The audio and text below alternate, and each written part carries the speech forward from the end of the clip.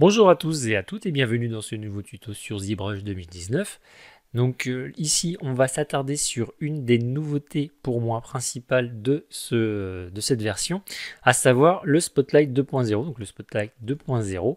Pourquoi 2.0? Tout simplement puisque le Spotlight que vous connaissez a été un peu modifié donc pour rajouter des fonctionnalités. Donc je vous expliquerai comment elles fonctionnent et plein d'astuces sur leur fonctionnement. Et surtout dans cette Spotlight donc 2.0, il y a le Snapshot 3D. Donc le Snapshot 3D, qu'est-ce que c'est? Eh bien c'est, on va dire, quelque chose qui va vous servir à partir d'une bibliothèque d'alpha. Donc ici vous en avez une qui est fournie par Pixologic, vous en aurez il me semble 5 en tout, et je vous montrerai comment créer vos propres alphas. Donc les alphas ici c'est donc une image blanche sur un fond noir. Je vous montrerai comment créer votre propre bibliothèque, comment l'enregistrer pour pouvoir la réutiliser plus tard. Et donc ici le snapshot 3D va faire, à partir de ces alphas ici, va nous créer des volumes. Donc vous avez la possibilité d'utiliser les alphas tels que, de les transformer via les outils de transformation qui se trouvent ici, et de les combiner, etc. pour obtenir des formes beaucoup plus complexes très rapidement.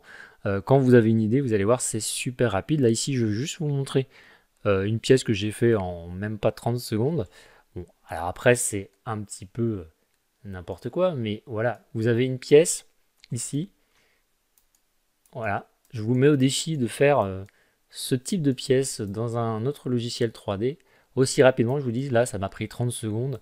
Donc c'est un cumul de formes alpha que j'ai donc extrudé grâce à la fonction du snapshot 3D. Et donc voilà, on a une forme globale, mais une forme plutôt basique. Et grâce à toutes les options présentes dans le snapshot et quelques fonctions supplémentaires de ZBrush, on va pouvoir améliorer notre forme pour obtenir quelque chose d'encore plus complexe. Vous voyez. Donc là, c'est pareil, hein, c'est quelque chose qui m'a pris 30 secondes de plus. Donc en tout, en une minute, voilà, j'ai fait une pièce qui est vraiment très complexe et qui pourrait servir, par exemple, dans un mecha, un vaisseau, etc., etc. Donc voilà, si vous avez des questions, des suggestions ou autres, n'hésitez pas à m'en faire part sur la fiche produit.